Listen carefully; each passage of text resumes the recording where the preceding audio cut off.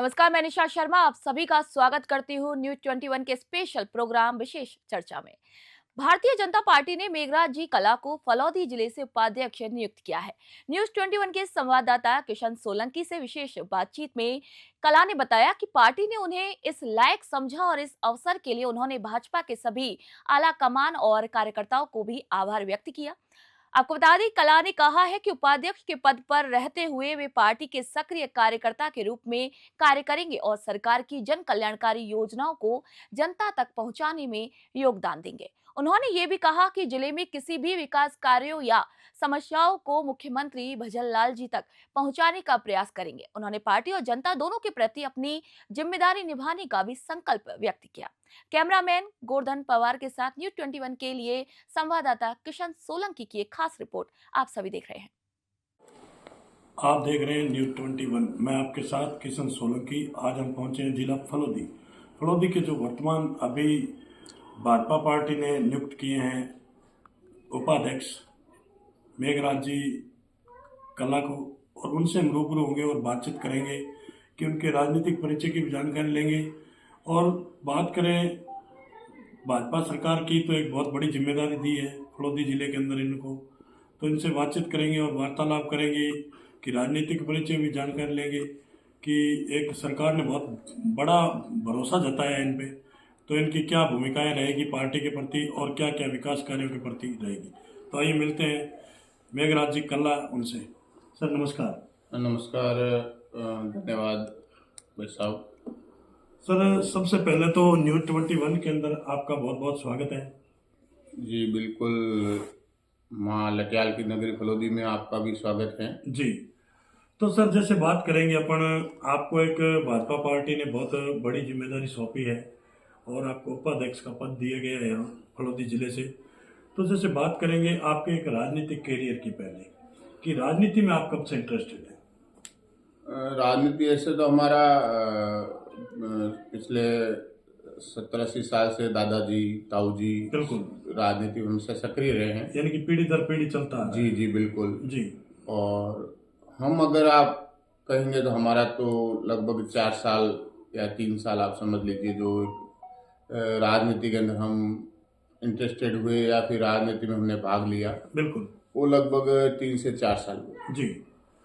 तो सर जैसे इससे पहले भी आपको आज भाजपा सरकार के अंदर और भाजपा पार्टी के अंदर आप कदावर यानी कि समाज सेवी हैं, तो आपको पहले भी कोई पद मिला है इससे? नहीं, बिल्कुल पार्टी से कोई पद नहीं मिला था। उसका कारण ये था कि हम अभी नए थे। बिल्कुल। और एक ऐसा वाक्य हुआ था जी। कि जब मोदी जी ने कोरोना काल में हर परिवार से कहा था कि भी 1 रुपया सहयोग कीजिए, बिल्कुल। और उस समय हमारे धर्मपत्नी जी ने कहा कि भी अपन भी मोदी जी को कुछ सहयोग करते हैं। बिल्कुल। न कि वो कोई पॉलिटिक्स हमारे मन में थी, जी। न पॉलिटिक्स के बारे में सोचा, सिर्फ हमारा ध्येय था कि भी आज देश का प्रधानमंत्री अगर जनता से कोई सहयोग मांग रहा है तो सबको करना चाहिए। बिल्कुल राइट बात है। उसी सोच से हमने, तो पत्नी जी ने कहा, मैंने कहा ठीक है आपकी क्या इच्छा है? जी। तो उन्होंने कहा कि भाई अपने खाते में जो भी है वो सब दे दो। जी। तो हमने उनको कहा भी आपको पता है कितना खाते में है, क्या है? बिल्कुल राइट। बोले मैंने तो, आपने पूछा वो कह दिया, बाकी मर्जी आपकी। जी। और हम मैंने सुबह उठे और ये रात को 8:30-9 बजे मोदी जी ने अनाउंस किया था, ये 10 बजे की बात होगी रात को। बिल्कुल।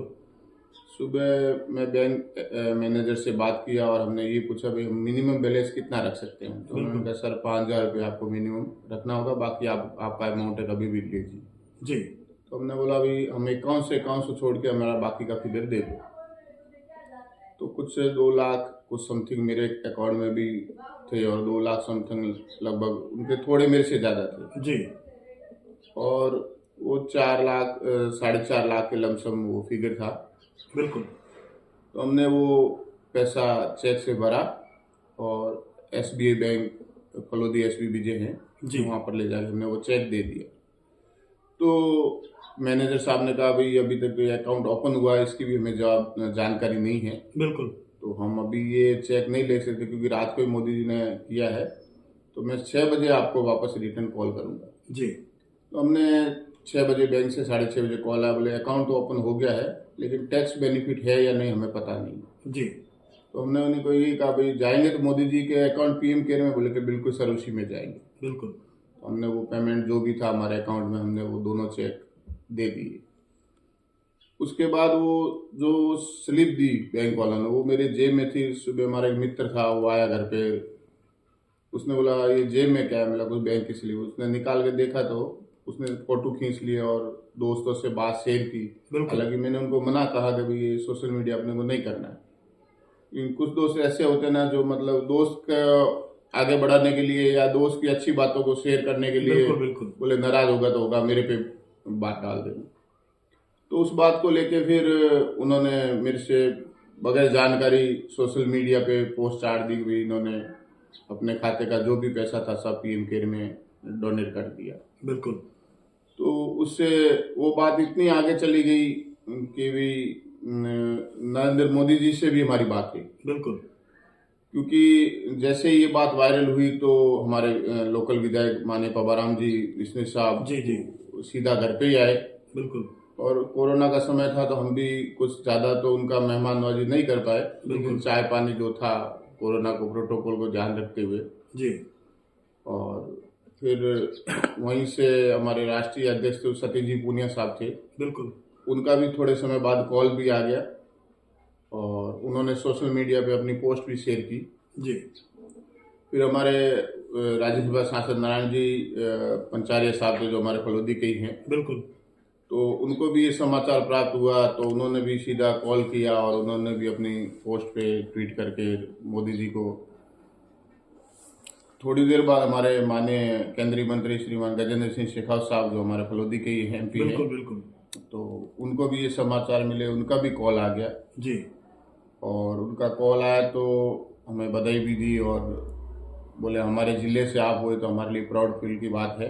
बिल्कुल। तो बोले मुझे ये समाचार मिले तो मैंने पीएमओ में बात भी की और मैं भी आपको थोड़ी देर में कॉन्फ्रेंस में लूँगा जहाँ उनके मोदी जी के पीए साहब और मोदी जी भी धन्यवाद कहेंगे। बिल्कुल।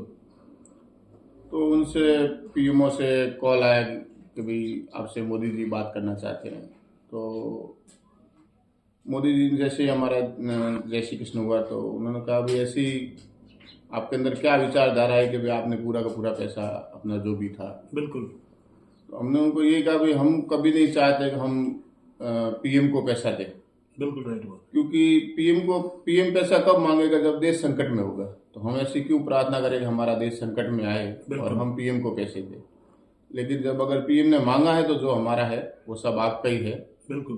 तो बिल्कुल मैं नहीं, पूरा भारत में आपके साथ है और बिल्कुल आप जितनी भी पैसों के कारण अपना भारतीय एक की भी कोरोना से डेथ नहीं होनी चाहिए, ये मेरी विनती जी। Thank you. इतनी हमारी जरूर उनसे बात हुई। उसके बाद धीरे धीरे हम सेवा के कार्यों में हमेशा हमारी सोच रहती थी, हमारे माता पिता का और गुरु का वो आदेश है बिल्कुल कि चाहे कोई सेवा का कार्य जो हो आपसे। तो हमने कोरोना काल में लगभग 3 महीने हम घर पे रात को 3-4 बजे आते थे। बिल्कुल। और सुबह कब जाते थे घर वालों को पता ही नहीं है। जी। तो निश्चित ही हमने हमारे से जो हो सकता था बेस्ट दिया कोरोना में। हालांकि उसमें मेरे बच्ची को भी कोरोना हो गया था, फिर भी हम उनको भी पास में सुलाते थे। ऐसा नहीं कि कोरोना वाला व्यवहार उनके साथ किया। बिल्कुल बिल्कुल। क्योंकि भगवान पे विश्वास था और भगवान ने हमारा सुना और किसी को कुछ हमारे घर में ऐसी कोई कोरोना से हताहत नहीं हुई। बिल्कुल। तो उसके लिए माँ लटियाल और भगवान का धन्यवाद है। जी। फिर हम गौ सेवा हो चाहे कोई सेवा का कार्य हो, हमारी एक इच्छा रहती है कि अपने से जो है जरूर करें। क्योंकि तो अभी सर जैसे आपको एक पार्टी ने बहुत बड़ी जिम्मेदारी दी है जी, तो इसमें आपके क्या प्रयास रहेंगे विकास को लेके, और आज पार्टी ने आप पे भरोसा जताया है तो पार्टी को लेकर आपके लिए क्या प्रयास रहेंगे यहाँ क्षेत्र में, फलोदी की बात करें? देखो फलोदी की जो आम जनता की समस्याएं रहती है, बिल्कुल, लाइट, सड़क, पानी, बिजली। बिल्कुल। क्योंकि जनता कभी किसी से कोई पैसे नहीं मांगती। बिल्कुल राइट बात है। उनको आम जन की जो सुविधा है बिल्कुल वो मिलनी चाहिए, वो उनका हक है। बिल्कुल राइट। वो टैक्स पेयर करते हैं तभी सब भारत का सिस्टम चलता है। बिल्कुल। तो वो उनका अधिकार है और वो चीज़ उन्हें मिलनी चाहिए। बिल्कुल। तो निश्चित ही अगर पार्टी ने हमें अगर जो जिम्मेदारी दी है, तो बिल्कुल। हम उस जिम्मेदारी के तहत हमारे मुख्यमंत्री जी हैं, हमारे प्रदेश अध्यक्ष हैं, हमारे एमएलए साहब हैं, हमारे बिल्कुल। जिला अध्यक्ष जी हैं, तो वो इनकी मूलभूत जो समस्या है वहाँ तक पहुँचाने का हम एक जरिया है, बिल्कुल। और हम जनता की बात वहाँ तक पहुँचाए ये हमारा दायित्व है। बिल्कुल। और निश्चित ही हम ये प्रयास करेंगे कि हमारे फलोदी शहर और राजस्थान में जो भी शहर है, बिल्कुल। क्योंकि सब जगह हमारे भाई रहते हैं, बिल्कुल राइट बात है। तो वहाँ जो पब्लिक की मूल समस्या है उनका समाधान हो, और वो निश्चित ही बीजेपी राज में होगा। अभी भी हमारे मुख्यमंत्री जी से अभी हमारी 2 बार मुलाकात हो गई, बिल्कुल। तो उन्होंने हमें भरोसा दिलाया कि आप निश्चित ही जो भी जन समस्या है वह लेके आइए, बिल्कुल राइट। और हम उसका निर्धारण करेंगे। जी। तो हम पूरा प्रयास करेंगे कि किसी भी तरह के हमारे फलोदी में जो, क्योंकि हम फलोदी की ही समस्या ले जा सकते हैं, बिल्कुल। तो जो भी समस्या है उसको संपूर्ण रूप से पूरी करें, इसका हम पूरा प्रयास करेंगे। जी। तो जैसे सर बात करें अपन फलोदी जिले की, तो इसके अंदर हमने अभी देखा है कि आपके जो कार्यकर्ता है आपके साथ के हैं, और आपके यहाँ की जो लोकल जनता है उनसे भी हमने आपका जो एक परिचय लिया है, तो जनता बहुत अच्छा यानी कि पॉजिटिव रिपोर्ट बता रही है आपके बारे में, और मिले भी हैं लोगों से। लेकिन कहीं न कहीं 1-2 समस्या से भी अवगत कराया है जनता ने कि बात करें फलोदी जिले की, तो इसके अंदर नशे की प्रवृत्ति बहुत बुरी तरह से फैल रही है, और उससे कई घर बेघर होते जा रहे हैं। तो आपको एक पार्टी ने बहुत बड़ी जिम्मेदारी दी है, और राजस्थान और केंद्र सरकार दोनों यानी कि कड़ी से कड़ी जुड़ी हुई है, और बात करें तो डबल इंजन की सरकार है। तो नशे की प्रवृत्ति रोकने के लिए आपके क्या प्रयास रहेंगे? क्या कोई ऐसा कुछ कर्मचारी की बात करें, अधिकारियों की बात करें, या राजनेताओं की बात करें, तो किसी से क्या प्रयास रहेंगे, ये थोड़ा बताएंगे? बिल्कुल, यहाँ हमारा प्रशासनिक अधिकारी जो भी हैं, और नशे को लेके तो हमारे बीच में विकास जी आईजी सर थे जो जोधपुर थे, अभी उनकी ट्रांसफर हो गई, बिल्कुल। और खूब उसमें अभी भी प्रयास जारी है, और काफी अभी आप पिछले 4-6 महीने का रिकॉर्ड देखोगे तो हर दूसरे दिन नशे की खेप को पकड़ रहे हैं, बिल्कुल। और उनकी तह तक जाने का प्रयास कर रहे हैं जी। हालांकि इनके नेटवर्क इतने मजबूत होते हैं कि लाख कोशिश के बाद भी ये बच के निकल जाते बिल्कुल हैं। बिल्कुल राइट बात है। फिर भी बिल्कुल प्रशासन खूब सहयोग कर रहा है, और आम आदमी भी सहयोग कर रहा है, बिल्कुल। और हम लोग भी प्रशासन के सहयोग से निश्चित ही उनको जो सूचना देनी होती है, जो बात कर बतानी होती है, बिल्कुल। तो बिल्कुल बताते हैं।